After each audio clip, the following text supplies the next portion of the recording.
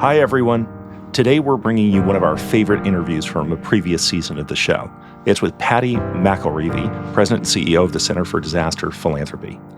Even though this episode is almost 3 years old, the relevance of this conversation is high in the wake of both natural and man-made disasters like the wildfires in LA, flooding and hurricanes in the U.S. and the Caribbean, also brutal situations in conflict zones across the globe. So that makes this an important conversation, we think, to bring back into your feed.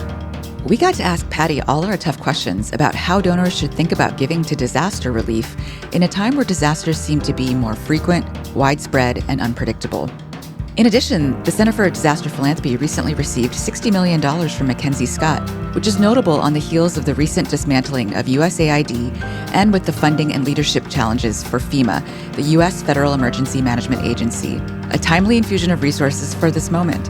Here's the conversation we had with Patty McIlreavy.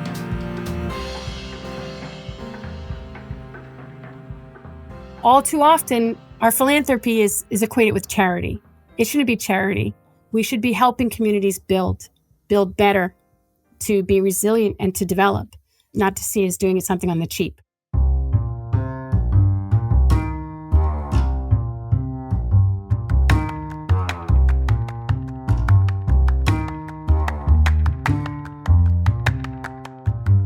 Welcome to Giving Done Right, a podcast on everything you need to know to make an impact with your charitable giving. I'm Grace Nicolette. And I'm Phil Buchanan.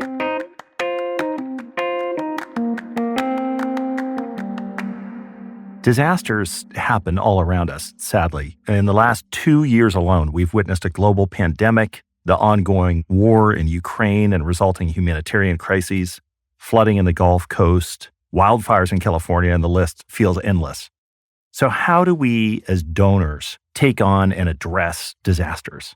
How can we help prepare for, protect against, and provide support during times of crisis? Today's guest, Patty McIlreavy, is President and CEO of the Center for Disaster Philanthropy, or CDP, and she has a lot of wisdom to share from her decades of experience in international humanitarian relief and recovery. CDP is one of those organizations where, now that you've heard of them, you will likely see them everywhere. In news articles about disasters, they are really the experts. And for me personally, I really struggle with knowing when to give to a disaster because it just feels like this endless need. But I think I need to be challenged on that. And so I'm really excited to dive in today and really understand, what is the best way to be involved and still be strategic about it. We're going to jump in. If you have feedback, as always, shoot us an email at gdrpodcast@cep.org. Patty McIlreavy, so good to have you on the podcast. Welcome. Thanks for having me. So many donors want to be responsive when there's a disaster. But let's start at the very beginning before we get to how to give in a disaster well, mistakes to avoid. How do you even define what is disaster philanthropy? Well, I think you have to first back that up, Phil, and ask, what is a disaster? Because I think what happens too often is folks focus on the funding side of disasters, and then they think, but that's not my thing. I don't do disasters. And that stops a lot of people from recognizing that they are already actually probably philanthropists into the disaster realm, just in a different way. Because what a disaster is when a hazard meets a vulnerability. It's very simple, straightforward. If there's a large event like a hurricane and it happens in the Atlantic Ocean and it's a class 5 or category 5, you don't even know its name. Nobody talks about it because that hazard hasn't met the vulnerability. It's only when it comes to land and it meets a community or it meets an economic center or it meets something and creates a destruction or challenges a community that it becomes a disaster. Within our work, we're trying to educate people that if you're caring about social justice, if you're caring about a community's recovery, development, even voting rights, if you're caring about any of those issues, you have to look at the vulnerabilities that exist within your community and how that positions them for a hazard when it arrives. Because if you're not looking at that, there's an Achilles heel that you're leaving unguarded. Implicit in what you're saying, Patty, is that donors should not just think about giving in the wake of a disaster, but rather giving in order to prevent a misfortune in the first place.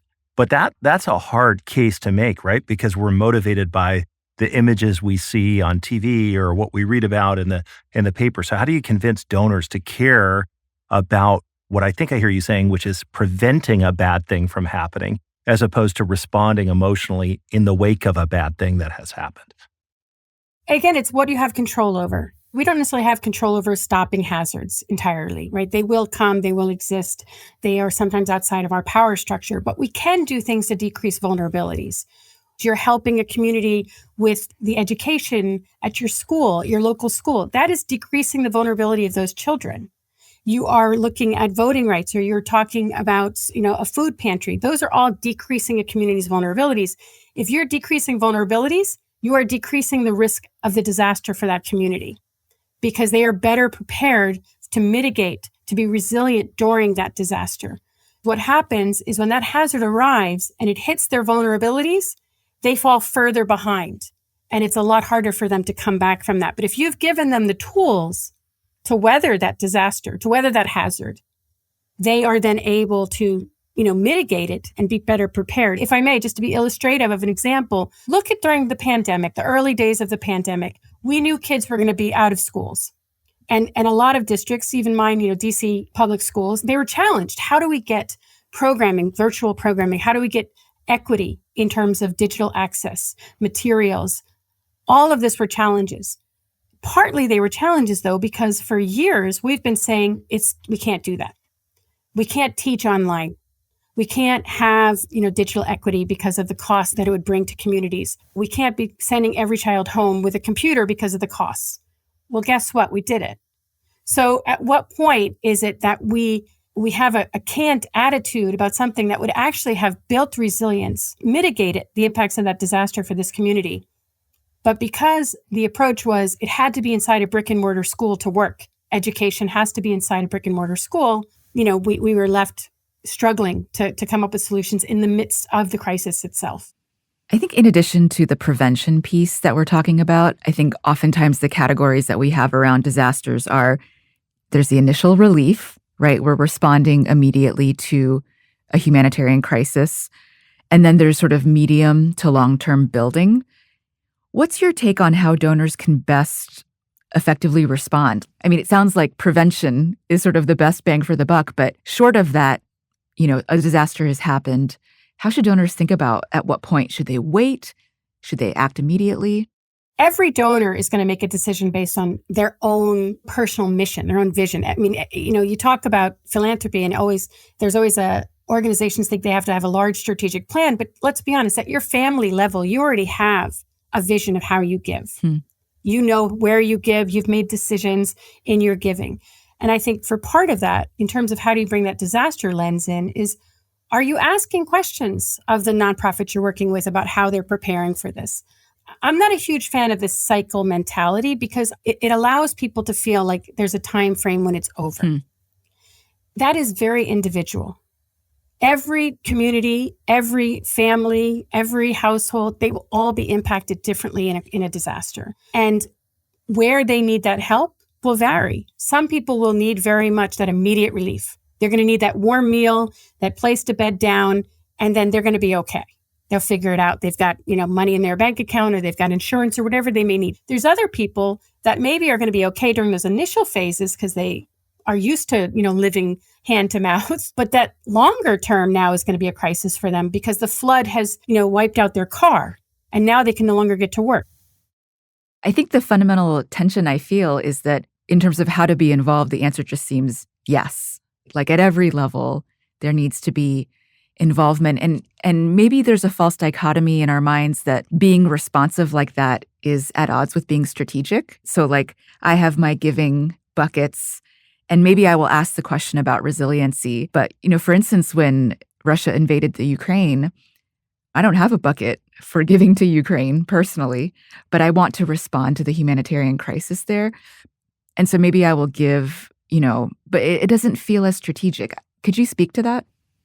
I think that people give for three reasons. They give because of proximity, right? It's close by. You see it, you can feel it, or it's a community with which you have a connection. They give because of scale. It's such a massive scale you can't turn away, and Ukraine fits into that example, right? Or even the tsunami, the Boxing Day tsunami that had occurred. or they give because the media drives them there. Now, some of those, they're not ors, they could be ands, right? They could be close by, it could be large scale, and the media could be all over it. But that is why people give in the most part. They want to be seen to give. They're empathizing with the situation. There's a lot of drivers that bring people into that giving. And that immediate response, I think it's human nature. We want to give when we think we can make a difference. It's why people do the canned good drive, or why they go off and get their coats that the people of Haiti don't need. They want to try and give something. They want to be helpful. One of the things we try and do at CDP is try and encourage people to channel that empathy into an educated, knowledgeable energy. So it's not to say it's wrong to give. It's good to give in the early days, but give flexibly. Trust your organization. Give to organizations that have a long-term mindset. And that with that flexible dollars, they can transition from warm meals to a food pantry, that they can transition from cash to, job creation. Give it to organizations that know how to work with those communities and are able to listen and transition. That's really important what you said. And it brings me back to your example of the pandemic, where we saw that it was often small and community-rooted organizations that were best positioned to have that understanding that you spoke to of what is needed by different families or different individuals who are affected. But so often in disasters, what we are told is to give to the big brand name, national or global organization or relief fund. That's what's flashing across CNN. So how do you guide a donor who, let's say the disaster is not proximate to them? They've been motivated either by scale or media, to your other points. They want to do something. They know nothing about which organizations have those community roots that might make them both particularly knowledgeable about what is needed and also, to your other point, there for the long haul. What do they do? How do they find those organizations? I'm always hesitant to try and create this competition between the big organizations and the small organizations, or the United Nations versus NGOs, or even governments. And because we all have a role, there's an ecosystem within the response. And the strong organizations, the big ones, the ones that you run across CNN, they should know when they're needed or not. And not all of them are necessarily going to step back, but there will be some, and they have proven themselves over time to step back, to stop taking funding, or to work through local partners. So, one is being an educated donor is understanding who those organizations are, but that puts a lot of pressure on the individual in the midst of that moment, and I recognize that. So I think there are intelligent intermediaries out there, such as, CDP itself or Global Giving or others, who work and help donors find a conduit to those smaller organizations, help them identify those smaller organizations. So there are different ways that you can get the funding into the area without having to do all that research of who are the individual smaller organizations on the ground. It also really depends, Phil, on the context. What is the crisis you're responding to?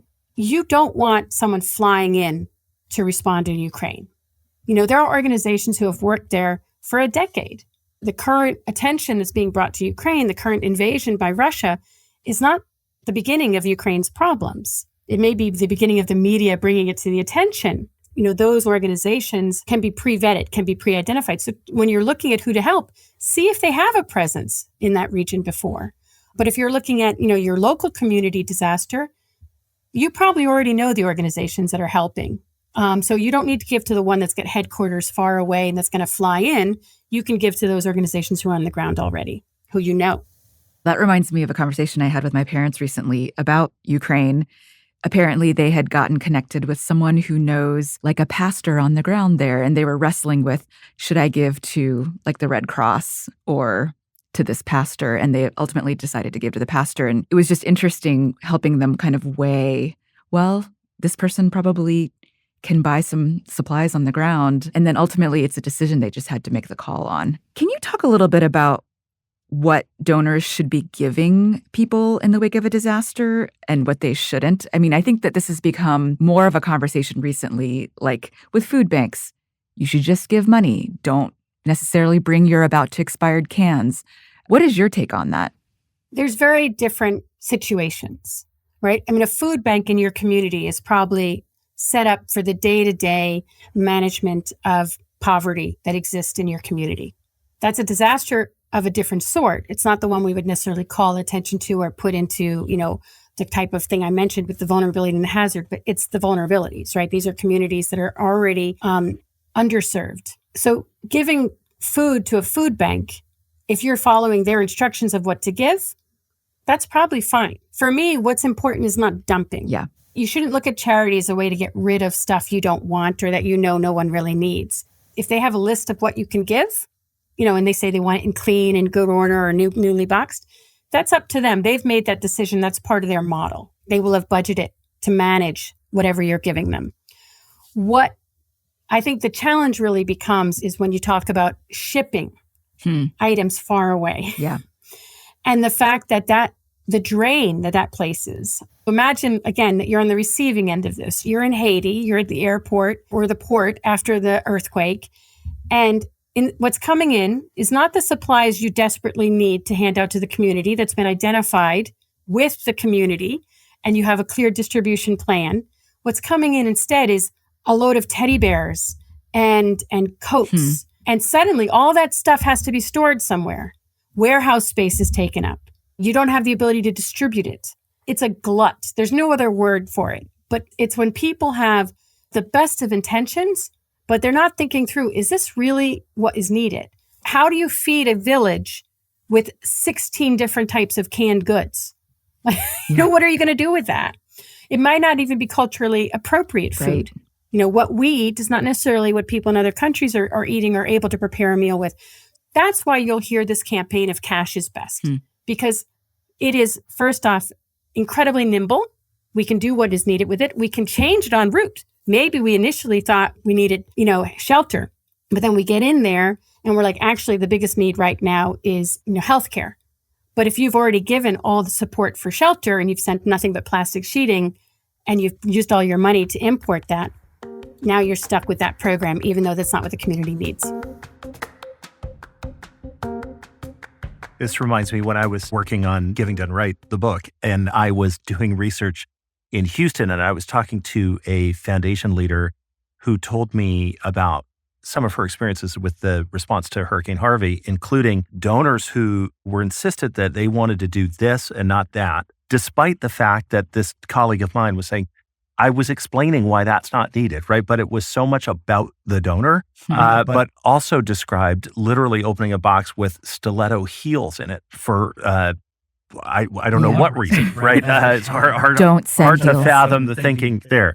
I'm sure it was a tax break for some company or something, right? Right. So how do we put aside our own sense that we know what is needed when we don't? And that relates a little bit also to this question of which disasters we respond to, and how do we make sure that we're thinking about not just what the media is paying attention to, because it isn't necessarily the case that the natural disaster in East Africa gets the same attention in the Western media as the disaster in Europe. So all of these kind of biases or instincts that affect how we give, how do you think about that? And does CDP try to help with that by drawing attention to what is really needed or ensuring a more equitable response to disasters that happen in different parts of the world?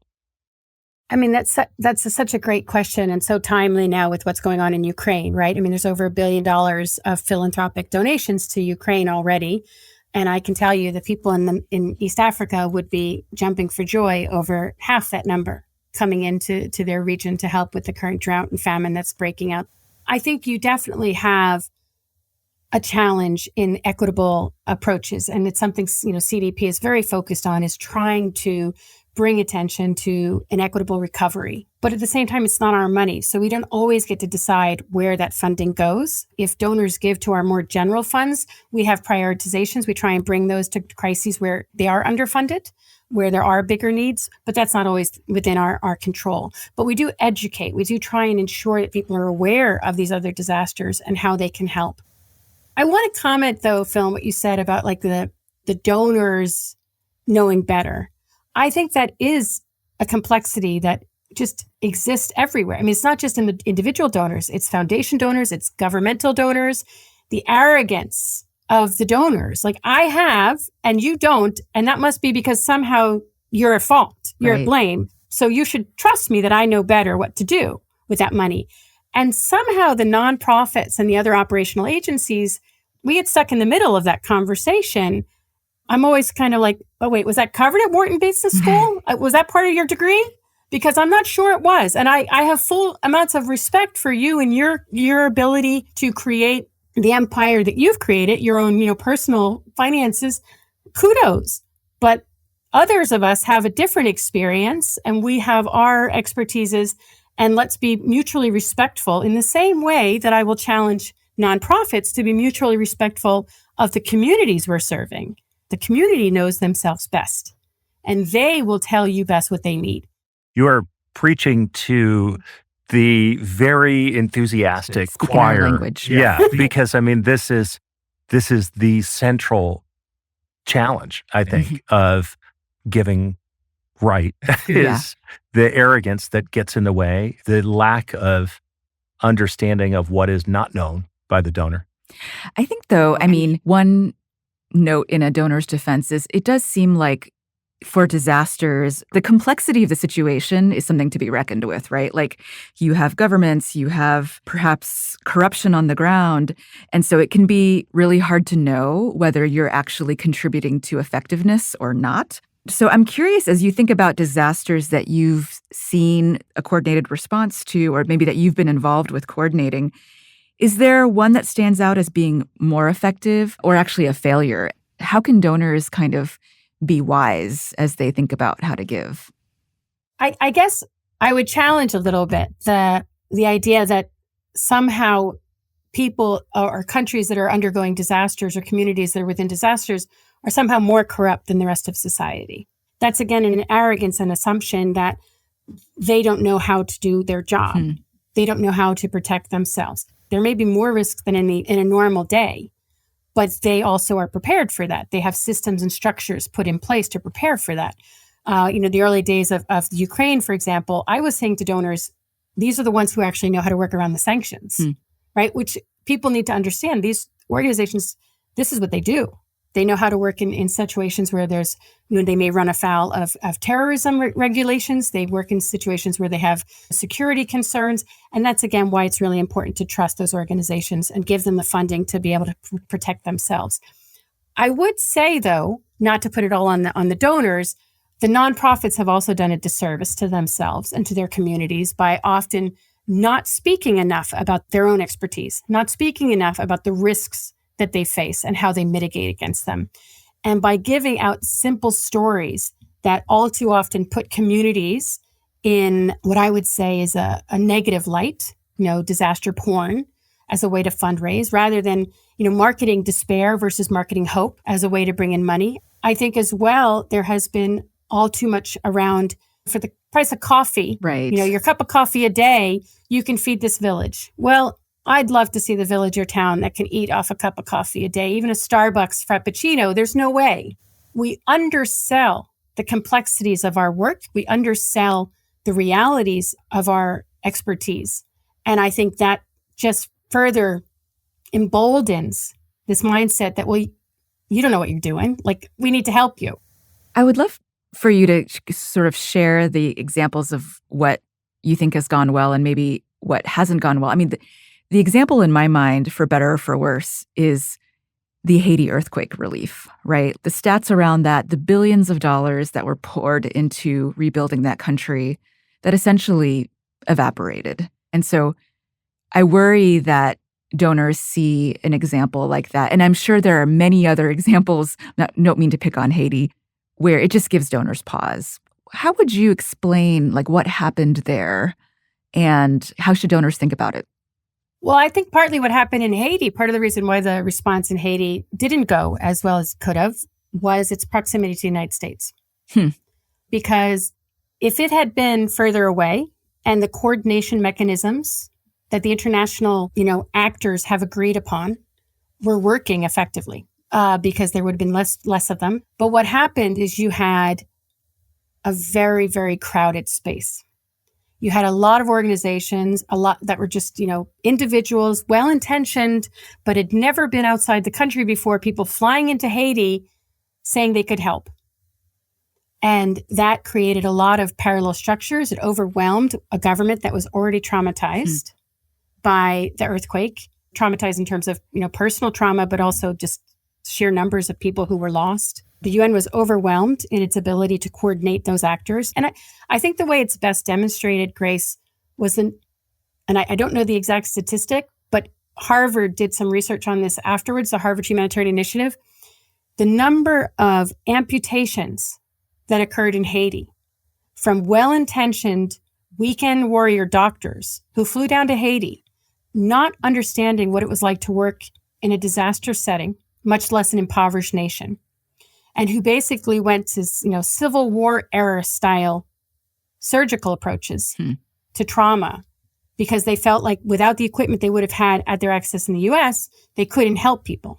That for me was mind-blowing, like how these individuals who wanted to help, who had skills to help, but who didn't have the understanding and the experience and knowledge of working in those conditions actually did an enormous amount of harm. Now people who might have been willing to walk with a limp were disabled in a country that does not have easy access to assistance for them. Their economic future is damaged.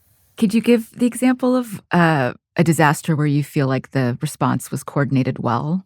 My understanding is the disaster in Houston, the response to Houston went very well in terms of Hurricane Harvey. That response went effectively, and we're still actually supporting and working with communities who were responding to that. And so that was very Texas-led. A lot of organizations, the funding went in, but it was driven and designed and based on community approaches. I mean, that's such a challenging question because what does success look like? In some of these countries, you're already facing extreme poverty. We are bringing them up to, maybe their path on the sustainable development goals, but you're not necessarily going to bring them to the future of it. Coming back to Houston and Harvey and your example, that squares with my very anecdotal impression of the response. And I think a key player in that response was the local community foundation. And so often, I think these kind of anchor institutions that have that knowledge of the other organizations that serve particular communities end up just playing a vital role.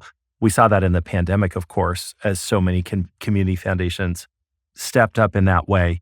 Those are intermediaries that are rooted in a particular geography. You at CDP are a different kind of intermediary between donors and the good that they want to do.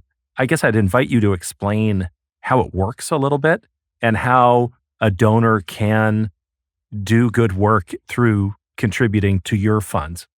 Yeah, I'd love to. So, first and foremost, I just want to highlight that we don't believe that you have to give through us to do good in disasters. Our mission is about elevating the leverage that philanthropy can play, having them recognize that they have the ability to be a game changer in response and recovery work. And we do that, in a couple of ways. The first way is free. It's on our website.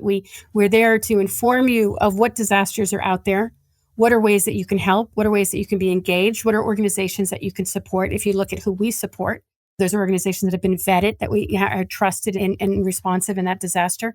And so we try and allow philanthropy, be it an individual, be it a family, be it a foundation, to look at what their giving strategy may be and to explore, is there something that resonates with them in what we're providing? The second thing is if you really want to strategize, much more upping your game on what my strategy might be for disaster giving, we can help with that. We have a consulting side where we'll help you think it through and plan it out. The third piece is the funds. And I always list them last on purpose because the reason the funds have an effectiveness for us in terms of getting to a really localized recovery with an equity mindset is the expertise that we bring in and experience that we bring in from the other parts of the team, right? So by knowing these disasters, by tracking them, by being attentive to them, by working with nonprofits on the ground, by speaking to communities, we have that triangulation of information. And we bring that into our fund making. We bring that into our disaster giving by saying, how local can we get? What is the actual response that's needed? And we give it time. We have a recovery mindset. And that, again, doesn't mean we ignore the response, but we want an approach. It's not a time frame, it's an approach. We want an approach that's driven by the community. What is the help they need to find recovery? For example, during COVID, I've got over 25 years of experience working in disaster response and recovery. And I was still surprised at some of the grants that we made, funds that we gave out during COVID. And that's because we were listening to the community. We were taking the time for them to educate us about what they needed and then being responsive and funding those things. I'd like to talk about the connection between climate change and disasters, because it seems like we are in this cycle. Like we talk about Hurricane Harvey and Texas. There have been other hurricanes that have hit since Harvey, right, that have done their damage. And yet there's still going to be hurricanes there that may be disruptive to people's homes and livelihoods. Can you talk about that? We all know that climate change is a game changer. The world is on fire, right? It's a code red alert from the United Nations. We have increased frequency, increased severity of disasters, of hazards, right? They are coming. So we know these hazards are coming. And I think one thing that we need to recognize is it's going to take a lot to back that up. So I want to also remind people that, yes, you should be very attentive, but a lot of this is going to be political will. We're not going to change our current trajectory by the fact that, Phil, Grace, and Patty are recycling. This is going to require a political will across the globe. So I definitely think that the disaster community, the people who work on disasters, we need to recognize that this is coming and it's going to affect our work and that we have a responsibility to call it out. And it's why, in part, Grace, I started off with that, what is a disaster kind of discussion? Because I think all too often we haven't given enough voice to the creation of vulnerabilities. What then has basically created more risk to certain populations? Report after report has come out that there are certain communities that are disproportionately impacted, and they are often the brown and Black people in the United States. They are often in other countries, other tribes or clans or religious groups that have been purposefully isolated and underdeveloped. So we know that climate change is going to hurt these people even more than it hurts anyone else. So I think one thing we have to do is we have to speak about it. We have to call it out. We have to deal with the root causes. We have to address it as much as possible. We have to call on those organizations who don't think of themselves as disaster philanthropists to recognize that their programs, which address root causes, are not going to help those communities as much as they'd like if they don't look at the fact that these people are in the path of hurricanes or in a floodplain or in a high wildfire region. They can't just say, well, that's somebody else's responsibility, because if they truly care about those communities, they have to look at what those risks are that are coming. And sometimes, the impact of being prepared cannot be necessarily measured upfront now, right? Like the hurricane has not yet come. And I think donors need to have that longer term mindset and not say like, well, I need to be able to measure the outcomes of the things that I put in. I mean, there can be this bigger picture that I think often gets neglected. I think that's such an important point, Grace, because in the desire to know what was my impact, you can fail to address things for which the ultimate measure of impact is something not happening. Yeah. I mean, that is exactly why disaster risk reduction is never funded. Because, governments who would be the largest donors to this, let's be honest, they don't want to be seen as like, oh, we gave at the office, right? We gave before. Right. We're not going to give now. They don't want to be seen as that. They want to be seen as having given at that moment. Yeah. And that's where those hard choices are being made. And that's where I do think philanthropy can make a difference, because if we're pushing on these nonprofits and giving them the funding to be flexible and saying we care about the root causes and we recognize that if we don't address these, if we don't build these communities up, they are even more exposed to these disasters that are coming. And even if we can't change that hazard, I can't stop a hurricane, but I can help you build that house with, hurricane proofing. What can I do to help to be, maybe it's going to cost a little more, but I know it's going to be for the better of that community. Yeah. And so I should do that. That should be how we help people. At the end of every episode, we ask each guest the question, giving done right to me is about fill in the blank. How would you answer that, Patty?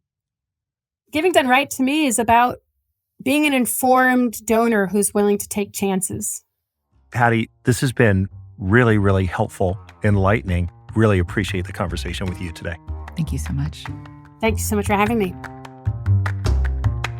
Phil, you know what's different about this conversation with Patty is that we often say that donors need to get really proximate to the communities that they want to serve.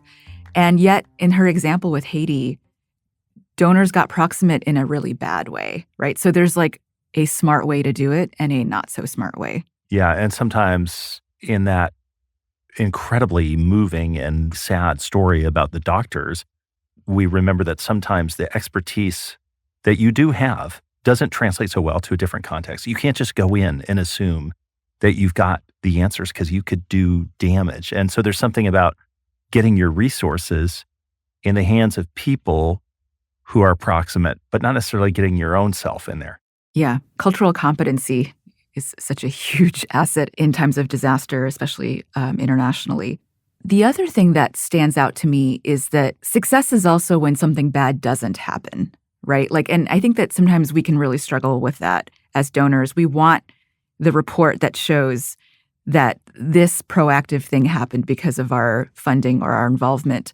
But really, having that conversation with nonprofit leaders about how can we prevent disasters or vulnerabilities happening to your community can be just as powerful, and we shouldn't shortchange that.